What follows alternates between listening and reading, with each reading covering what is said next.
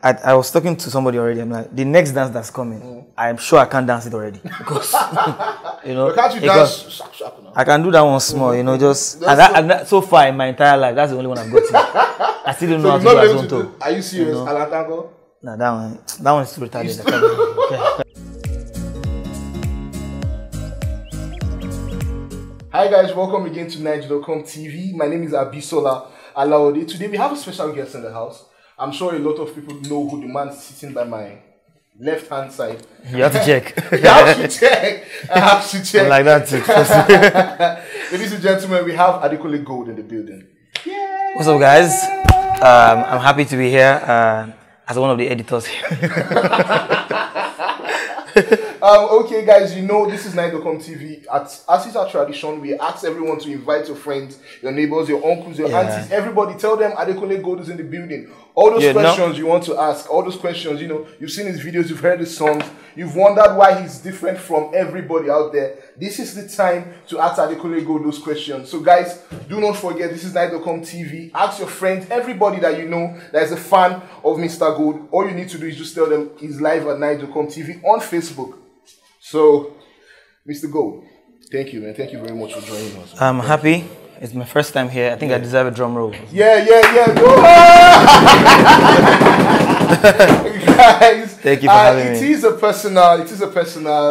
been a personal goal of mine to talk to Adekunle like a long time ago. Ever since I had what's the first I can't remember. I think it was Orienta I had. I used to do one girl that year. Did she of course not. Come through? Are you still with the girl? No. Yeah, bad guy. Okay, so Adekunle, the first question I have is very funny. Okay. Why were you on a horse on the album cover for About 30, your latest album? I was scared as shit. But we're thinking about what would be the album cover, yeah? Okay. And then if you're a creative like me, you have problems deciding. Okay. Like it took me a long time to think of what it was going to be. Okay. So I thought about a lot of things. I wanted to do like crazy stuff. I wanted the cover to just look very regal and then king vibe, and then I just didn't know what direction. And then I was just reading like randomly on Wikipedia. Okay. And I ran into an idiom about somebody on a dark horse. Okay. And it actually means people that will just come to win from behind. You know, people that if usually in a race, the dark horse tends to win because they just run from behind to just win. They don't see them coming. And that's my position in this industry. I feel like people just don't see they won't see it coming, but they'll just come and then just enter like that and then just win. So just be so like I feel that's my reality. People don't see me coming sometimes. It's just I just come, drop my stuff, and then boom. That's it. Okay, so you heard it here first. Adekunle just explained why he was on a horse. On the album cover for his latest album called About 30. Yeah. Yes, I'm talking about 30, the name, everything. From the way you started promoting it, you had a website done to push this album. Why was everything different? Because why was it just different? Why didn't you just go the normal route? You know, in Nigeria today now, if people want to drop album, you know, as they do, those calls say, we can't do party for club. Everybody will hear this on Dada, you don't finish. But you had like a timeline that you followed from the beginning. Why did you just do everything differently this time? I feel like, I mean, that's the whole concept of Adekunle Gold. Yeah, it's difference. Yeah, I believe different sells, and it helps me to. It helps me also because I'm a brand developer, so I kind of know, and I've done like marketing before, so I know what works. To be honest, so. I treat this music thing sometimes as technology. When I start, sometimes I start to talk to people about analytics. You'll be wondering like, how do I know this much? I mean, this is supposed to be music, but I'm talking analytics. So you're much more than a musician. Yeah, bro. That's basically it. So I know, and coming from the first song that I ever released, Shade, there's always been difference. So I'm going to release an album. It's my second album. What am I going to do differently? What standard am I going to set again? You get. So I thought about it. So how about let's wait. Yes, I have I have about 4 million followers everywhere. Yeah. How do I bring them closer to me? Okay, let's open a website about 30.info. Let's reach out to people. Yeah, it's okay to, people love it when you're personal, you know, when you're close to them. So yeah, that makes sense. And that's always, that's what I've always been anyways, even on my Twitter, if you follow me. Yeah, so like, I just, okay, how do I get to people? Let's open about30.info. Let's keep people updated from there. Let's be sending emails just once in a while, check on people. But, and that's genuine, to be honest, because I wanted to just always feel like I know somebody's name. Like, if you're on my timeline, I want to feel like I know your name. So that's why that brought about the About 30 website. How we're going to do the listening party. We didn't want to do the normal, just open one place and let people come in. My manager and I, she's amazing by the way, shout out to Bimini. She came up with the idea of the listening booth. So we did it for a week. So I don't know if you had time to go. So we had a booth for each booth for a song. So if you go into a booth, you listen to Ire, go to listen to Down With You, Mr. Foolish, Pablo Alacori. It was like a wholesome experience for you to just go every day before the album came out. First-hand opportunity to listen to the album, and then people really love the idea. It blew up, and people were talking about it. I'm happy. And then I had a theme for the album. I don't know if you noticed. I've been using yellow. Yellow. That's intentional as well. Sorry, I'm stopping you. Unfortunately, I'm bad with colors. I had to ask someone, what color, if this is lemon or I'm really bad. Yeah, bad. Because I noticed the whole. So why yellow? Yeah, because I just wanted to. So I was thinking of what the album means to me. This time, the first one was a bit more melancholic. This one there's a bit of happy. This one, so I just wanted it to be sunny, like happy. So I just, let me use yellow this time. And then, if you noticed, the font on the cover was handwritten. I sent it to a designer to help me do stuff, and then it was asking me for the font. I'm like, that was my handwriting. What you're saying is you created your own font for this album. I wrote the About 30, the name by myself, and then the one thing that I did was to start the album from track 17. Yes. I knew I was going to do that since Gold. So Gold ended at 16. So I started this one from 17 and ended at 30. So the next one. So let me guess the next title of your next album. Just guess. Let's say About 35. Okay, guys. Remember we have Adekunle Gold in the building. Please keep your questions coming in. We'll get to them in a few minutes. So talking about your songs. I listened to the album right on my seat here, and my colleagues were asking me about it. And I remember saying, Adekunle Gold is such a simple songwriter. You understand? You don't have qualms about you. If you like a girl, I like this girl. Nothing like I move mountains and I jump from the fence and I saw her in the window. Because that's not reality. Oh, okay. So your own songs, you write your songs with reality in mind. Now, talking about, you have songs like Pablo Alacori. We all know the whole drama surrounding that fellow. You understand? So why you just so straight to the point? Can't you write something more technical? Okay. So I tell people, we have, different artists, different approach. There's some that are very poetic. I don't want to be poetic because I want people to understand me.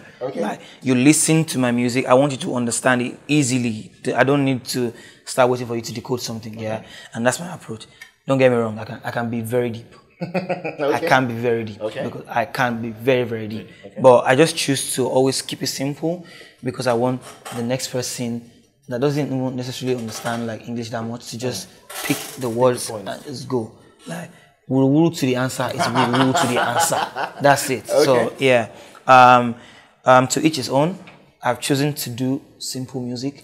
Not simple music, but simple lyrics sometimes. Simple enough for everybody to understand. And is it working for me? Definitely. But there are a couple of people who say your sound is becoming a little bit boring.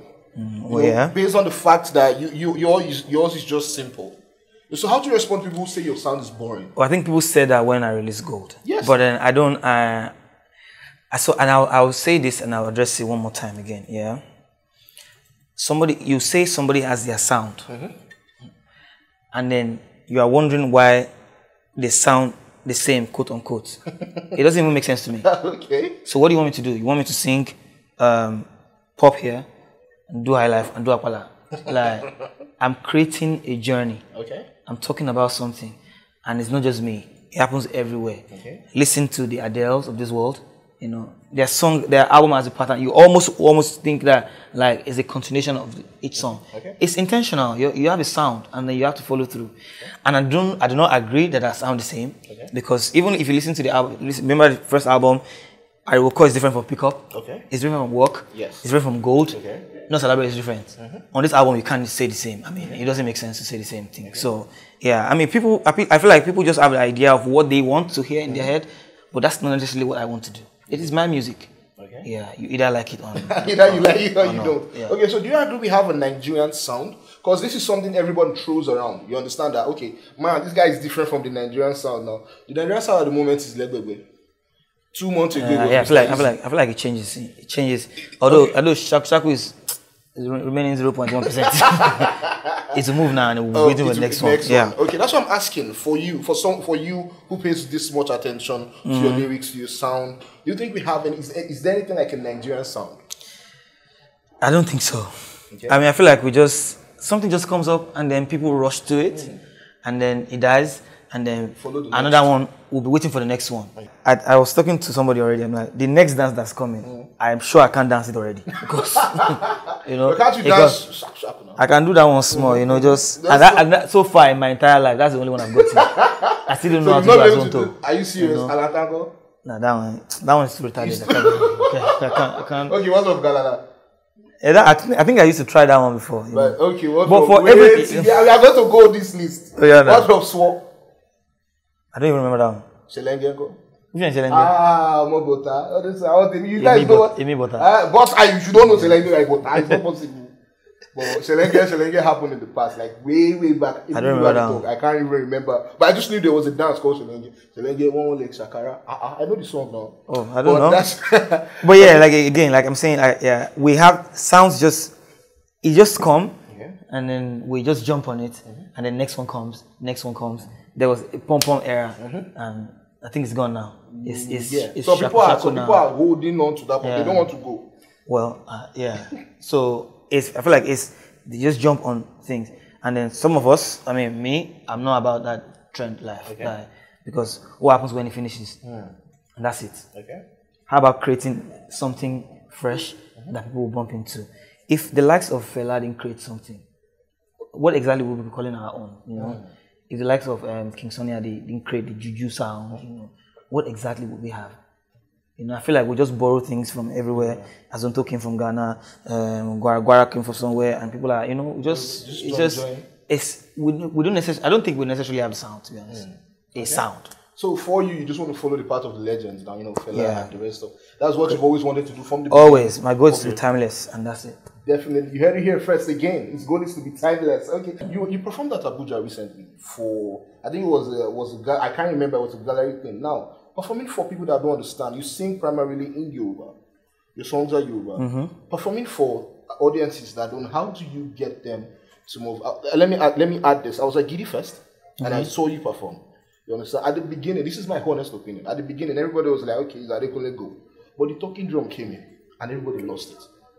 You understand? Then you used it to play Bruno Mars's, what's that song you guys do? Yeah. You understand? How do you perform for people that don't understand your language? I think I feel people probably think I stress about it. No, I don't. Because if growing up, till tomorrow, we don't know what Awilu Lugumba is saying in that song. So why would I be worried about what I'm singing about? It's not the language. If it's music, it is music. If people will love it if it's rhythmic, and that's it. So it's the rhythm that people are listening to.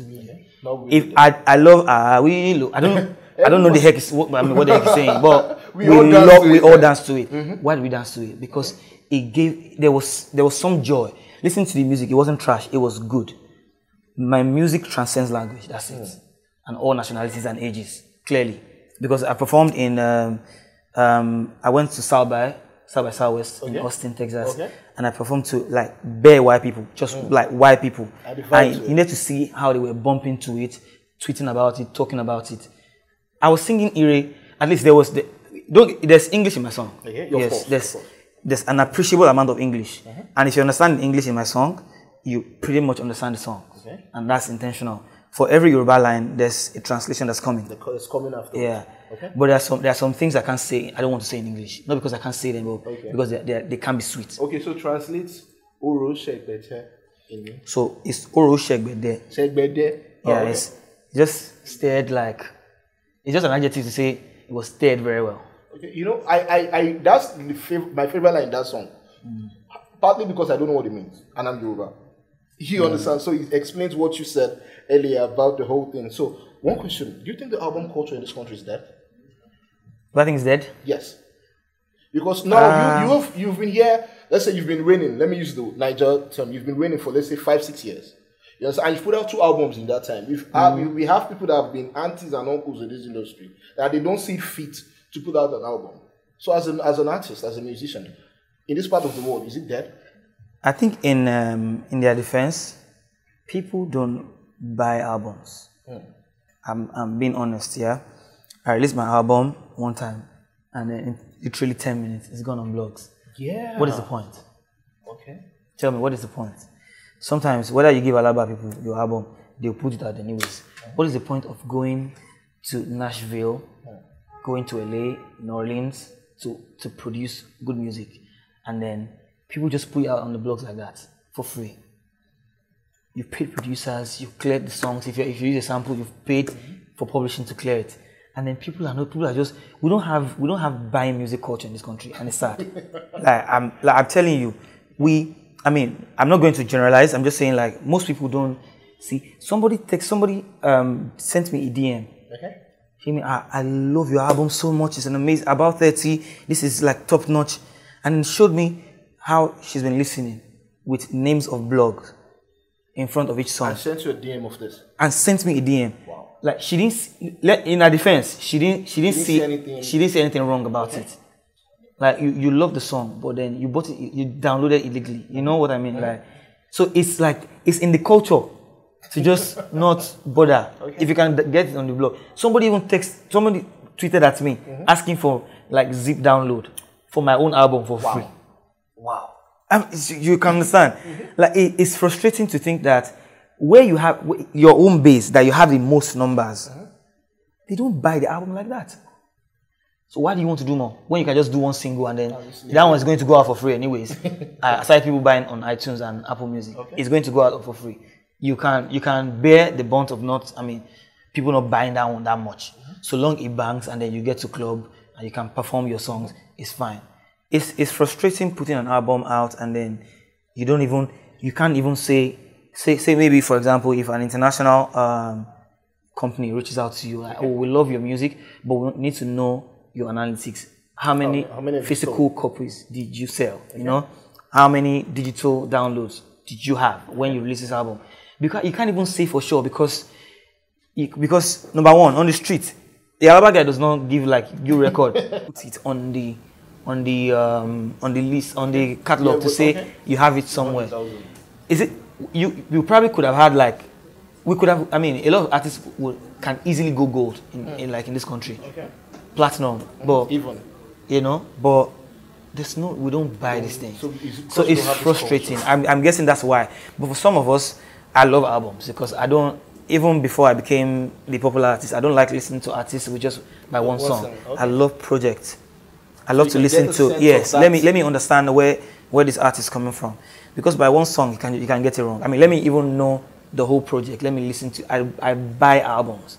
And that's why with my music, I want to release a project. Let people understand me, not just by one song. If you love Ire, there's Fame on the album. Definitely. There's Mr. Foolish, there's Surrender, there's Pablo Alakori. So all of these songs, they have their meanings and they have reasons why I release them. Okay. So how do you break even?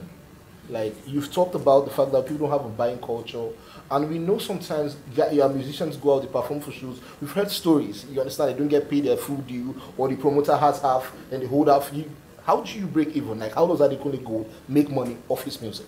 Clearly I'm not going to say how, but it's still, like I said, I didn't overgeneralize, we still buy music, because we still have other platforms that we buy from. I was just saying, like, if we buy more, it will be beneficial to the artist, not just in sales, not just with the money, but to even keep track of your record.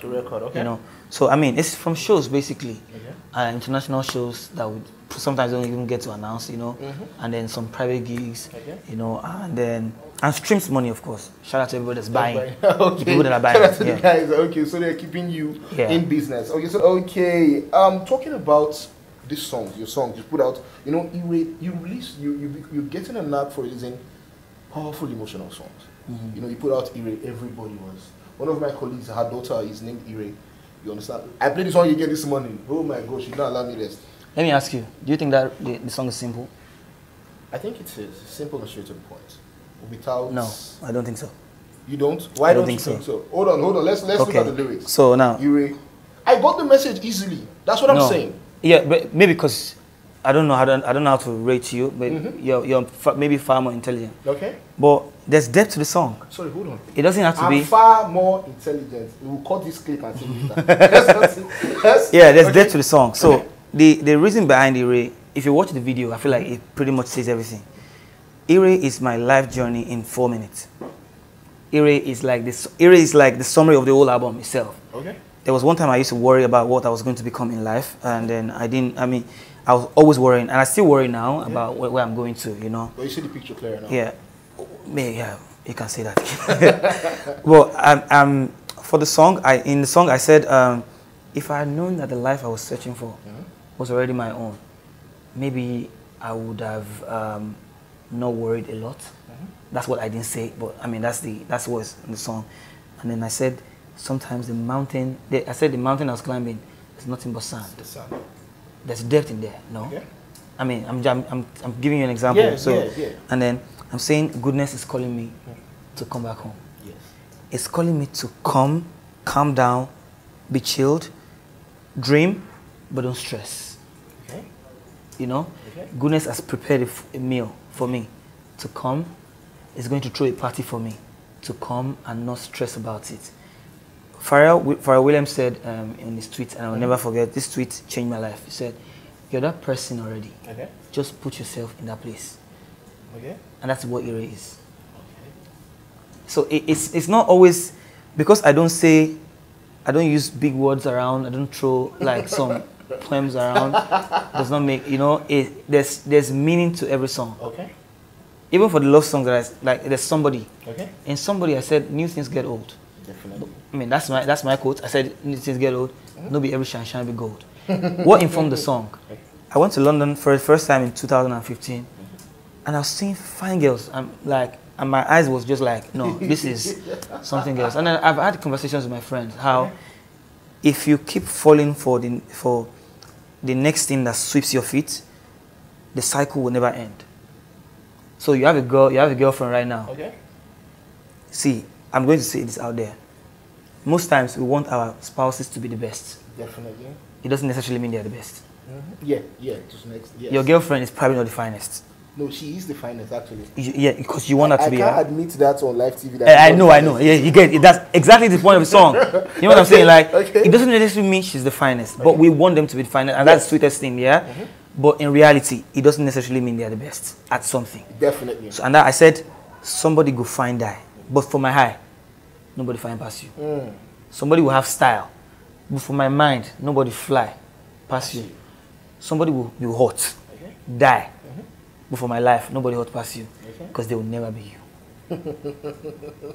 That song had meaning to me because I wrote it for my girl. Like, yeah, like I'm saying, yes, I see all these fine girls out there. There are a lot.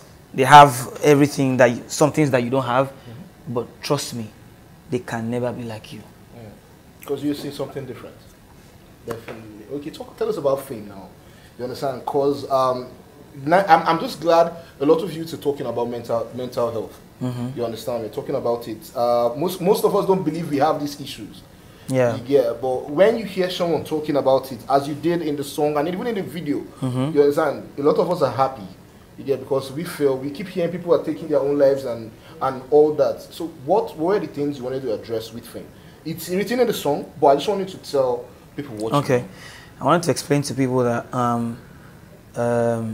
I mean, since about 30, it's about my 30 years on earth. Okay. Yeah, as much as I love this fame thing, some days it's crazy. Yeah. Give us an example. Yeah, so sometimes you think you get some things easy, being a famous person, yeah? And then it just doesn't come like that, yeah?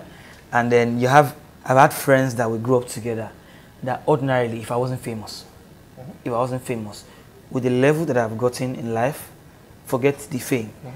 With the experiences that I've had, the places I've worked, the new people I've met, we will not be able to roll again. The vibe is not there. Because the things that they talk about when they send me message sometimes, I'm like, I'm not. This is not the frame of mind that I am right now. Okay. That's not to say I am bragging or I'm feeling like I am above them. Okay. But I'm just saying like my vibe is different now. Just on a different wavelength. Yeah, yeah, thank you. Okay. Yeah, and it happens to every normal person. I promise you. Yes. Yeah.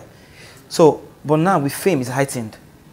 People don't check on you to just say, I hope you are fine. Okay. Just assume that because you are out there, you know, probably just maybe they see your car or something, they see something that's flashy, that you have it all together. My guy, we don't. We don't. Like, and then people just text you to just attack you like, you've not called me in a while.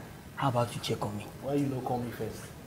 Like, how about you check on me? Okay. Now I know you're busy, but I'm probably like more, you know, I have more schedule than you do. So, and that's one of the things that I worry about. Like, I worry about being able to lift the people around me. Like, sometimes I think about it. Maybe if I was much bigger than I am right now, I'll be able to help everybody. Okay. But then my hands are tied, you know. And then when people reach out to you for help, and you can't do at a certain time, it feels like it's blown thing. You know. Okay. But when genuinely you can't do it at the time. But how many people do you want to really explain to? That's why I said sometimes with my friends I feel alone because they don't. Sometimes they don't get it. They don't get what I think about, like what I internalize myself. Like, if I release this song now, will it do? They will support you. You know, they will say, "Oh yeah, this song will bang." You know, but then I'm worrying like, will it stop the previous one that I did? You know, like for example. Will this album do way more numbers than Gold did? Will people love this album? I know what I did with Gold, you know. Okay. I know that I had an idea that people were going to like it anyways. Okay. Yeah, but I see internalized sometimes like, but when you there's only so much that you can say to them that they will understand. Okay. You know, the privilege that I used to have, like, I'm a very normal person. Okay. I like to walk in a place. I tell you for a fact, I take selfies because it's the norm. Okay. Because it's the norm. Because people will not get it when you say you're tired. Oh, okay. I landed one time, 5 a.m. After, like, imagine landing from LA. That's like a long as flight. That's about 17 hours to be conservative, yeah. I landed at 5:30 a.m. in Nigeria. My face was swollen. I was tired. And then somebody still came for a selfie. That was the day I said no for the first time. That was the first time? No, sorry. I don't care what anybody tells me this time. No, I don't even feel good. Okay. I feel like my breath was bad, safe, because I just woke up. You know, it's just. Yeah. But then people want to come and then say, but then you rationalize. You think about it. If you say no now, they talk about it. But then why can't I say no? Think about it. You know now. You know, for some people they feel, maybe this guy over there use money buy album. But why can't I say no? Think about it. Just give me an example. Another example I was going to give you. Everything happens on the plane, by the way. Like we were on a flight, and then they cancelled our flight. I think in Dubai. We're in Dubai. Okay. We're going to Dubai, and they cancelled our flight. We waited here for like 7 hours at the airport here. I couldn't go back home because there was no point. Waited here. Everybody was cranky. Everybody was cranky, but I was not allowed to be cranky. You started also. Why? You're a star, man. That's the thing. So that's what I wanted to address. Okay. So when some man met me on the plane, we sat beside each other. Said, I was going to speak to you before, but you were a bit moody, and I was now wondering. But he now said, but you can't be showing that in the public. And I started like, Mr. Man, why can't I show it? Were you angry? He said yes, he was. I'm like, so. What runs through you? Is it not the same blood? No, I can't. I'm allowed to be angry, and I'm allowed to show it. Okay. People need to start understanding that this thing is just. I'm a normal person. I'm just opportune to be on TV, and that's it. There's no more, no less. Maybe opportune to get more opportunities, and maybe chances to get more money. I'm not going to lie. There's that, but I'm just opportune to be on TV. You will not make it. You will not take away my reality and make me feel like, yes, I have to just be, it has to be all good for me. If I have a broken relationship, I can't talk about it. Why? You're human also. Let people live. Okay. I want to live. And that's why I talked about fame. It gets crazy sometimes. I want to walk into a bank. I tell you, I'm not lying. I want to walk into a bank and just be on a queue like every normal person. The minute you try to bring backdoor, my road manager is here. They always want to do that thing. Always want to. I'm like, people are standing here. There is, it's me. I'll feel somehow like, oh, Adekunle Gold came and they just jumped the queue. Okay. Yes, so yes, it's a privilege. Okay. But it's, I feel wrong about it. It might not be wrong. I don't know, but I feel like it's not fair. Personally, I feel like it's not fair. So that's one of the things that I thought about when I was writing Fame. So back to that comment. Do you think anybody now can make it to Fela's level? I think so. I think so. Oh. I don't know about surpassing yet, but I think so. Can you give us names? Like, based on what you're saying now. No, I might not be able to give names. Yeah, I mean, we still have generations coming now. You know? So yeah, I mean, right now I feel like some people are killing it. Yeah, but let's not get it wrong. Fela is the legend that's above legend. I mean, it's not easy to create something. Most of what we have now is not creation. It's just jumping on top of what has been done. Even me, that I'll say maybe I'm trying to like craft a sound. You would agree with me that I have my sound. Yes. Yeah. But it's still from these people. You know, I took a bit of KSA, Ebenezer Obey. There's Fela vibe, and then there's Bruno Mars. You know, it just. But at least I'm putting something together to form something. So at least so people can say yes. Oh, this guy does this thing very well. But this man created his own that everybody's now like warming up to, using everywhere. They now decided to even add S to it. You know, like it's crazy. So surpassing that, I don't know. What's the lesson you've learned from Olamide, the CEO, that you can't forget like in years to come? What's that one lesson you learned from Bado? Freedom. Olamide never had a hand in like any song that we put out, you know, like he didn't influence it. It would just tell you. Olamide signed us to make us champion like our businesses. You know, it will tell us like, just my own is just bring the song. Let's say, okay, is this what you want? If he likes it, he'll say. If he doesn't feel it that much, he'll say. But if it comes from your heart that this is what you want to release, do it. Because the contract was for 2 years anyways. Yeah. And then the earlier you learned about the business, the better for you. So Olamide didn't hoard contacts, you know, give us freedom. You know, one of those labels that were just when the contract is over, your life is over. No, it was not. It was never like for us. He gave us the freedom to do stuff. Yeah, just do. Tell us, go and do this show. Even if they don't pay you that much, just go and do it. Just get out there, be friends with this person. You know, I mean, you can learn from them. You know, Olamide will support us with money, but it didn't stifle our creativity in any way. Like, it didn't stifle our creativity. No, it didn't say. It just do your thing. He signed us because he saw that we had potentials, and then he didn't touch it. And did it work for us? Definitely, yes. Definitely. That's why that's like one of the reasons why you're here today. Yeah. Now, so at your album launch, you talked about the fact that if Simi doesn't any song, you don't put it out. That's a powerful thing. That's giving someone that much power. Why did you give her that much power? Because she's big. Oh, okay. Well, yeah, that's not even a reason. Just messing around. Well, Simi is a better songwriter than me. I say it anyway. Yeah, I mean, yeah, because she's been doing this for the longest time. When I started doing my own songwriting thing, I was still, learning. So I wasn't even exposed, to a lot of things. Sorry, I cut you short. I think the first song I heard from you, I remember now, was you and Shay Keys. Was a cover of Ada. Yeah, Omolade. What was Omolade? Yeah. You know, so before this album, for every song that I wrote, I would just share with her, like, can you correct me where necessary? You know, do you think I should rhyme like this, or do you think this melody is right? Do you think this bounce is right? Yeah, and then she says, okay, correct me, and then she just corrects me where necessary, and that's why I said, for every song, I sent to Simi to listen to. If she says it's good, and I feel at peace, like, because that's my one person that I can run to, like, musically, to say, help me vet this thing. It's fine, you know, and that's it. That's what I meant. Okay, so guys, thank you very much.